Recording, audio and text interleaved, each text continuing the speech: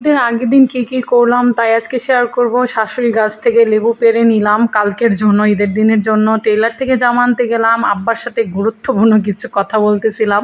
শাশুড়ি গাছের কাঁঠাল ভেঙে খেলাম। সব কিছুই থাকবে আজকের ব্লগে। তো আসসালামু আলাইকুম, কেমন আছেন সবাই? আশা করছি সবাই অনেক ভালো।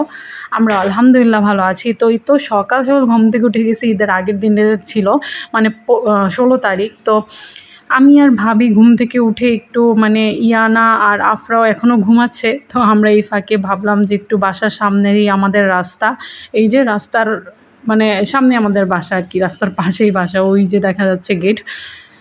তো ভাবলাম যে একটু হাঁটাহাঁটি করে আসি। আবার ইয়ানার আব্বু দেখলাম ঘুম থেকে উঠে ব্রাশ নিয়ে এসে চলে গেছে মাছ ধরবে। সে তো মাছ ধরার জন্য পাগল। ওইখানে মোড়া নিয়ে গেছিলাম ওর জন্য, আব্বাও আসছিল। তো আমরা এখন যাব আমাদের গরুটা দেখতে, যে শেষমেশ দেখে আসি, কারণ সারাদিনও দেখতে পারবো না, তারপর তো কালকে আরও দেখতে পারবো না, কারণ অনেক মানুষ থাকবে ওইখানে, যে মানে দেখা করাই যাবে না। তো আমি শেষমেশ একটু আদর করে দিলাম আমাদের গরুটাকে। তো এটা শুয়েছিল, আসলে এটা আমাদের বাসার কাছে একদম কেনা হয়েছে, একদম বাসার সামনে পালিত, তাদের ওইটাই কেনা হয়েছে। তো এই যে আমি এখন একটু আদর করে ওদেরকে খাবার দিতে কি সুন্দর দাঁড়ায় গেছে দেখেন। তো আমি একটু আদর করে নিয়েছিলাম। আর সকাল সকাল 7টার দিকে উঠে গেছি, রাতে দেরি করে ঘুমালেও 7টায় মানে সকাল সকাল উঠে গেলাম একদম। আর বাড়িতে আসলে এরকমই হয়, দেখা যায় বেশিক্ষণ ঘুমানো হয় না।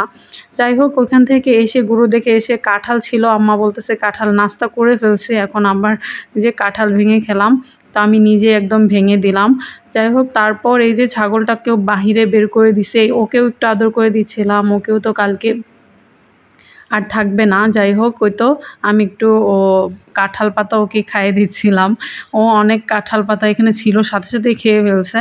তারপর এখানে এই যে বাসার সামনে একদম লেবু গাছ ছিল একটা, তো আমার ওইখানে অনেকগুলোই লেবু ছিল, 4টার মতো লেবু বড় বড় ছিল, ওইটা আমি ছিঁড়ে নিলাম। তারপর আর সারাদিন কোনো ভিডিও করিনি, একদম দুপুরে খেয়ে যে ঘুম দিছি, একদম 5টায় ঘুম থেকে উঠছি। ঘুম থেকে উঠে গোসল করে ইয়ানার আব্বুর সাথে একটু বের হয়েছি, বাড়িতে গেলাম। বাড়ি থেকে এখন একটু টেইলারে যাব। টেইলারে আমার আম্মা আর আমার একটা জামা আছে ম্যাচিং, তো ওইটাই আনতে গেলাম। তো এই যে আম্মারটাও রেডি। তো ঈদের আগের দিন রাতেই বলছিল দিবে, তাই সন্ধ্যার দিকে চলে গেছি। আর ওই যে আমারটা, তো এখানে আবার আমাদের একটু চা দিল সবাইকে, আমরা একটু চা খেলাম, ইয়ানার আব্বু আমি। চাটা খুব মজা ছিল।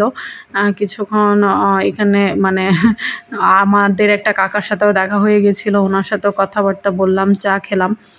তারপর চলে যাব আর কি বাড়িতে আবার। এই ছিল মানে আজকের টুকিটাকি ছোটোখাটো একটা ব্লগ।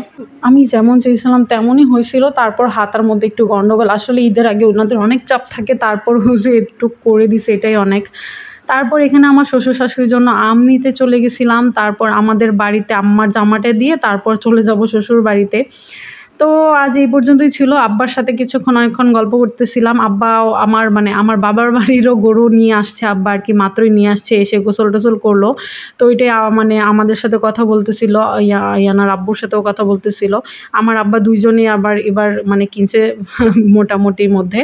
তো ওইটা আর আমি ভিডিও করতেও পারিনি, যেহেতু আমাদের বাড়িতে ছিল না, আমাদের বড় বাড়িতে ছিল, তাই আর আমি ওইটা ভিডিও করতে পারিনি বা ছবিও তুলতে পারিনি গরুর। যাই হোক, তো ওইখান থেকে চলে আসলাম। এসে আমি রাতে মেহেদি দিচ্ছিলাম। তারপর আমার শ্বশুরকে, ইয়ানার আব্বুকে কিছুক্ষণ বললাম, কিন্তু সে আমাকে দিয়ে দিবে না। তারপর শ্বশুরকে বললাম যে আমাকে একটু মেহেদি দেয়া দেন আব্বা। আব্বা তো ধরতেই পারতেছিল না মেহেদি। তারপর আম্মা আমাকে দিয়ে দিচ্ছিল। আম্মা দেখেন এটা কি বানাচ্ছে, আম্মা বলতেছে এটা ছাতা। যাই হোক, আলহামদুলিল্লাহ। তো এই যে আমার মেহেদি দেওয়া শেষ। তো সবাইকে অগ্রিম ঈদ মুবারক। আজকে তো ঈদের দিন, সবাইকে অনেক অনেক শুভেচ্ছা। তো সবাই ভালো থাকবেন, সুস্থ থাকবেন, আল্লাহ হাফেজ।